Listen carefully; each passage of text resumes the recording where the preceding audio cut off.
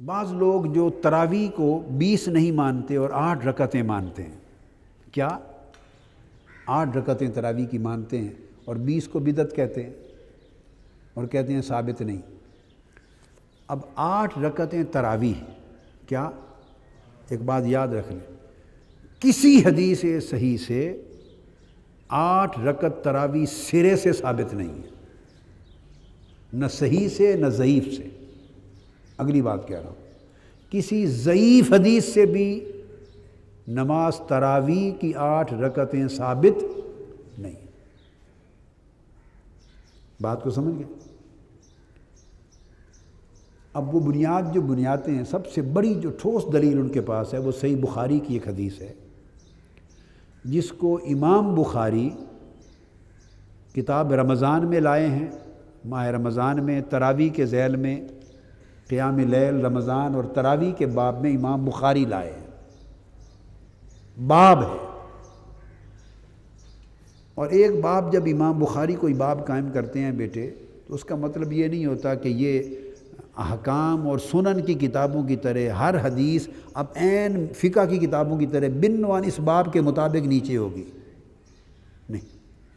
ان کا ایک نظم تبویب کا الگ ہے، کوئی نسبت مل جائے، کوئی جزئی نسبت مل جائے حدیث کے مضمون کی، لفظ کی نسبت مل جائے، لفظ مل جائے، مضمون مل جائے، حکم مل جائے، اطلاق مل جائے، واقعہ مل جائے، اس کا پس منظر، ورود کا مورد، کوئی مطابقت، کوئی مماثلت، سملیرٹی کسی قسم کی بھی اگر نسبت مل جائے تو وہ اس باب میں لے آتے ہیں، بہت ساری حدیث کو جمع کر دیتے ہیں۔ یہ وجہ ہے کہ ایک حدیث 10 12 بار بھی صحیح بخاری میں آتی ہے۔ اس حدیث کو یہاں لکھ دیا، اسی حدیث سے ایک اور معنی معلوم ہوتا ہے، وہ اگلے باب میں بھی لکھ دیا، اس سے ایک اور معنی پر اطلاق ہوتا ہے، اگلے باب میں بھی لکھ دیا، تو 12 مرتبہ بھی بعض اوقات ایک حدیث صحیح بخاری شریف میں آتی، 7 مرتبہ آتی۔ انہوں نے اس حدیث سے جو معنی لیا تو اس کے ساتھ جو مضمون ملتا ہے اس باب میں اس کو درج کر دیا۔ تو ایک روایت ہے کہ کسی نے حضرت عائشہ صدیقہ رضی اللہ تعالیٰ عنہا سے پوچھا، یہ حدیث ہے، پوچھا کہ حضور علیہ الصلوۃ والسلام کی رات کی نماز کیسی تھی؟ کیا پوچھا؟ آپ کا قیام اللیل، رات کا قیام کیسا تھا، کتنی نماز پڑھتے تھے، کیسے پڑھتے تھے؟ سوال کرنے نے، یہ بات ذہن میں رکھ لیں بیٹے، نوٹ لکھ لیں، آپ کو یہ کام آئے گی۔ سوال کرنے والے نے صلاۃ التراویح کا پوچھا ہی نہیں ہے، یہ بات بنیادی۔ سائل نے اپنا سوال صلاۃ التراویح کے بارے میں بولیے پوچھا ہی نہیں ہے، انہوں نے تو رات کی نماز کا پوچھا ہے، انہوں نے تو صلاۃ تہجد کا پوچھا ہے حضور علیہ الصلوۃ والسلام کے بارے میں، رات کا قیام کیسا تھا۔ تو وہ بیان چلا آ رہا ہے، تو وہ پھر حضور کے تہجد کے لیے انہوں نے پوچھا، سوال یہ کیا، انہ سأل عائشہ رضی اللہ تعالی عنہا کیف کانت صلاۃ رسول اللہ صلی اللہ علیہ وسلم فی رمضان۔ یہ میں آگے آپ کو بتاؤں گا کہ پھر رمضان میں حضور علیہ الصلوۃ والسلام کی نماز کیسے ہوتی تھی، نماز تہجد۔ حضرت عائشہ صدیقہ رضی اللہ عنہ، نماز تہجد کیسے معلوم ہوا وہ بتاتا ہوں۔ عائشہ صدیقہ رضی اللہ تعالیٰ عنہ جواب دیتی ہیں، ما کان یزید فی رمضان ولا فی غیرہا علی 11 رکعۃ، کہ رمضان میں بھی اور رمضان کے علاوہ باقی 11 مہینوں میں بھی حضور علیہ الصلوۃ والسلام پورے سال کے کسی مہینے میں بھی 11 رکعتوں سے زیادہ نہیں پڑھتے تھے۔ تو کون سی نماز ہوئی؟ تراویح تو صرف رمضان میں ہوتی ہے، 11 مہینوں میں تو۔ حضرت عائشہ صدیقہ رضی اللہ تعالیٰ عنہ نے بھی یہی سمجھا کہ یہ صلاۃ التراویح کا نہیں پوچھ رہا۔ اگر وہ سوال سائل کی بات سے یہ سمجھتی کہ یہ نماز تراویح کا پوچھ رہا ہے تو ولا فی غیرہا بولیے نہ فرماتی، چونکہ صلاۃ التراویح تو غیرہا میں ہے ہی نہیں، غیر رمضان میں، رمضان کے علاوہ باقی 11 مہینوں میں تو ہوتی ہی نہیں ہے۔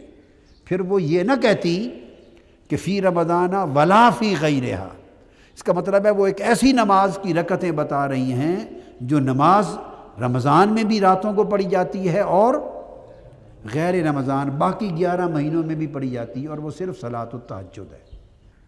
یہ جواب دیا، پھر 4 پڑھتی، پھر 4 اور پھر اس کے بعد آگے وطروں کا ذکر ہے سارا۔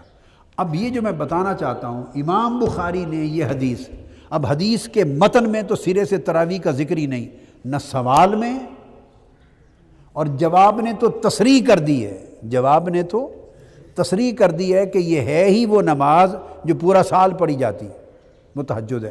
امام بخاری نے کیا کیا، اب بعض لوگوں نے اس کو تراویح بلا وجہ اس لیے سمجھ لیا کہ امام بخاری نے اس حدیث کو درج کیا ہے کتاب صلاۃ التراویح کے تحت، چونکہ انہوں نے کتاب صلاۃ التراویح کے تحت درج کیا ہے، انہوں نے بلا وجہ اس حدیث کا اطلاق نماز تراویح پہ کر دیا، جبکہ سمجھ لیں کہ اس کتاب اس عنوان کے تحت درج کرنا یہ تو حدیث نہیں ہے، یہ تو امام بخاری کا فہم ہے۔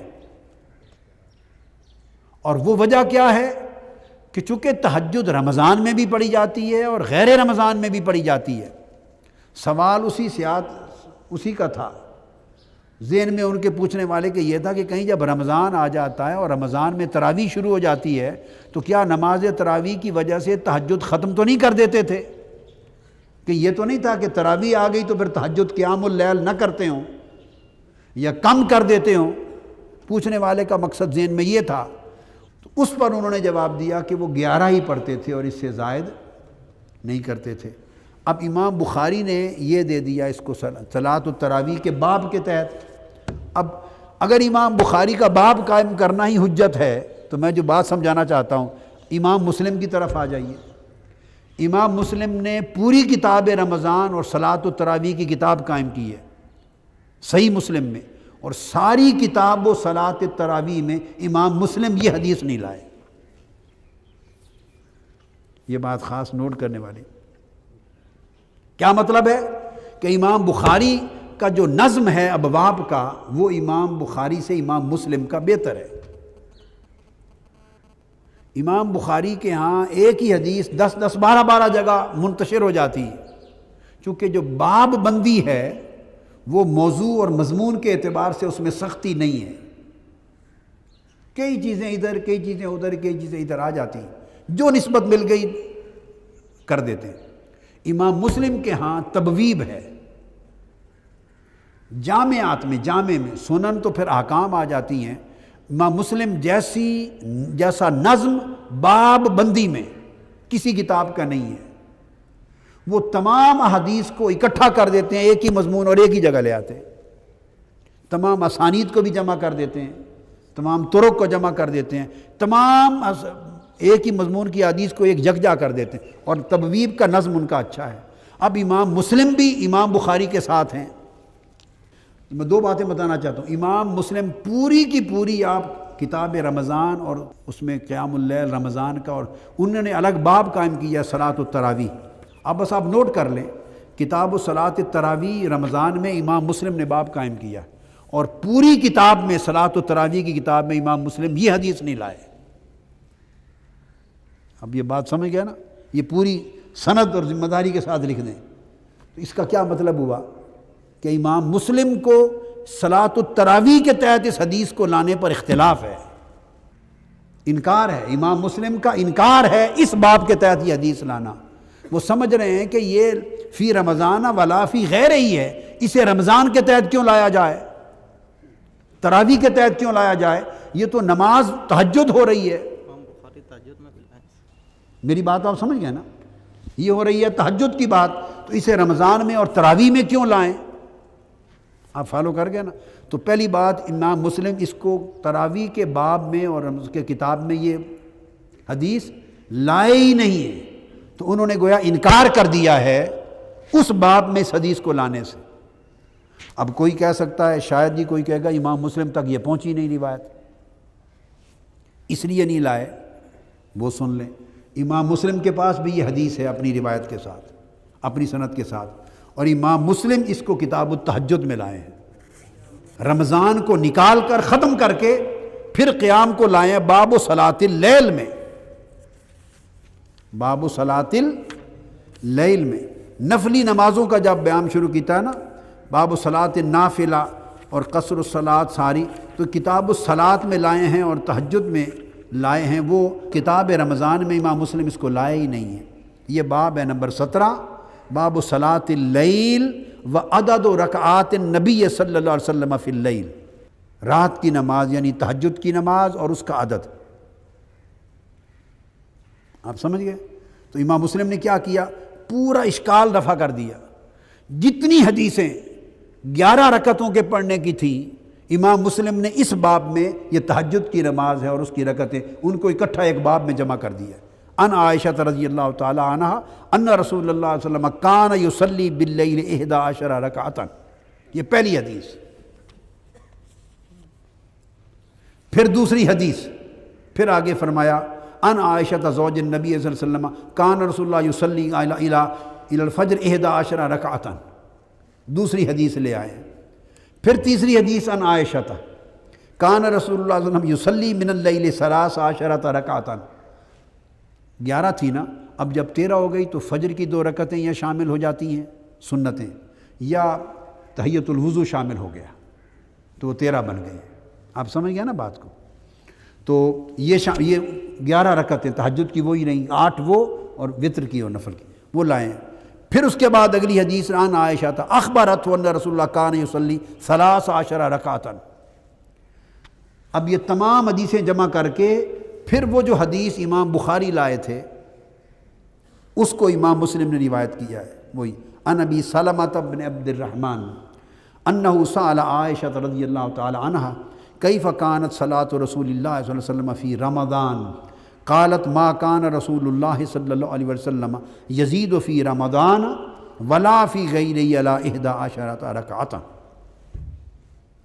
وہ پھر وہ حدیث لے آئے ہیں تہجد میں، رات کی 11 رکعتوں کے تحت، اور اس طرح باقی بھی تمام تہجد کی نمازیں، چونکہ فجر کے ساتھ پھر الا فجر کر کے تو ساری روایات، تو کل احادیث انہوں نے رکعت فجر پھر 2 رکعتیں فجر کی جیسے اشرب بیان کر دی۔ تو تہجد کے باب میں قیام اللیل کے تحت تمام حدیث لائے ہیں۔ تو اب بولیے اگر امام بخاری کا صلاۃ التراویح کے باب میں لانے سے اس حدیث کے مضمون کو تراویح پر اطلاق کرنا حجت بن جاتا ہے، تو امام مسلم نے انکار کر دیا، اس باب میں نہیں لائے اور وہ صلاۃ التہجد میں لائے، اس میں حجت کیوں نہیں بنتا؟ وہ ان کا اجتہاد تھا، یہ امام مسلم کا اجتہاد ہے، اور انہوں نے دلیل میں ساری حدیثیں جمع کر دی ہیں کہ تمام کی تمام حدیثیں غیر از رمضان ہیں، جو رمضان سے متعلق نہیں ہیں، اور وہ ساری حدیثیں جب ایک ہی مضمون کی ہیں تو یہ حدیث اس طرف کیسے چلی جائے گی، اسی مضمون سے متعلق ہے۔ تو آپ نے دیکھا کہ باب اور ہے، باب سے انہوں نے پکڑ لیا، مضمون حدیث کو نہیں دیکھا۔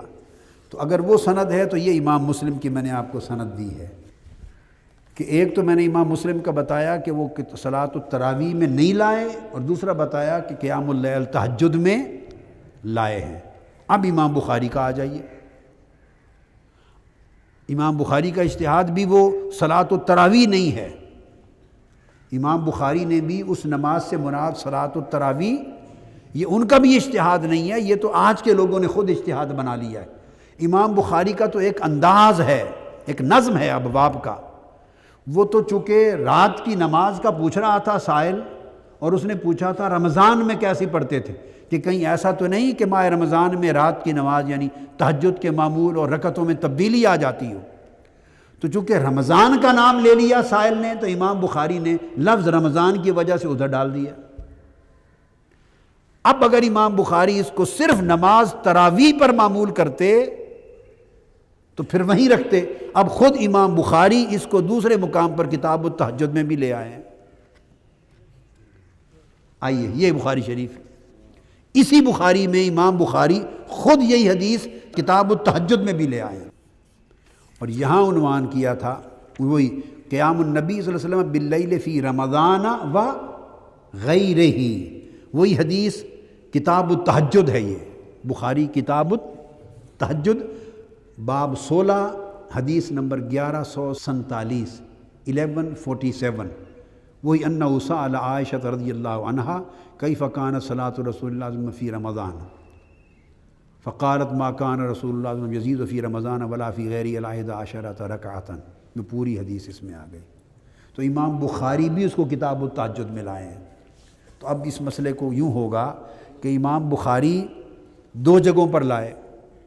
امام بخاری اس کو رمضان میں صلاۃ التراویح قیام، وہ بھی قیام اللیل کی وجہ سے ادھر بھی لائے اور کتاب التہجد میں بھی لائے، اور امام مسلم وہاں لانے سے انکار کر دیا، صرف کتاب التہجد میں لائے، تو پلڑا کس طرف بڑھ گیا ائمہ حدیث کا؟ تہجد پر اس حدیث کا آنا متفق علیہ ہو گیا۔ یہ بات اگلی بتانا چاہوں، اس کا صلاۃ التہجد ہونا یہ بخاری مسلم کا متفق علیہ ہو گیا۔ آپ میری بات سمجھ گئے؟ اور اس کا رمضان میں صلاۃ التراویح کے تحت ہونا، وہ بھی تراویح مراد نہیں، اس میں صرف روایت کرنے میں امام بخاری تنہا رہ گئے، اس میں تفرد ہوا، اس میں متفق علیہ ہو گئے۔ تو کون سا موقف وزنی ہے جس کے اوپر دونوں کا اتفاق ہوا کہ یہ کتاب التہجد کی بات ہے؟ یہ کتاب التہجد کا لکھ لیا۔ اب آئیے یہ ساتھ میں آپ کو ترمذی شریف بتا دوں۔ یہ جامع ترمذی ہے، تو ترمذی میں بھی امام ترمذی اس کو صرف صلاۃ اللیل میں لائے ہیں، تہجد کے لیے۔ امام ترمذی بھی اس کو صلاۃ اللیل میں لائے ہیں، تہجد کے لیے لائے ہیں۔ باب ما جاء فی فضل صلاۃ اللیل، یہ تہجد کا پورا بیان چلا آ رہا ہے، صلاۃ التہجد کا، نفلی نمازوں کا ہے سارا، یعنی 4 رکعتیں عصر سے پہلے، مغرب کے بعد کی، یہ نفلی نمازوں کا، اور پھر صلاۃ التہجد اس باب میں آئی ہے۔ تو رات کی نماز ہے تو اس میں صلاۃ اللیل کا ذکر کیا، اور صلاۃ اللیل میں وہی حدیث اسی سند کے ساتھ روایت کر دی کہ 11 رکعتیں رمضان میں بھی اور رمضان کے علاوہ پورا سال پڑھتے تھے۔ تو امام ترمذی کا پلڑا بھی، ووٹ بھی تہجد پہ آ گیا۔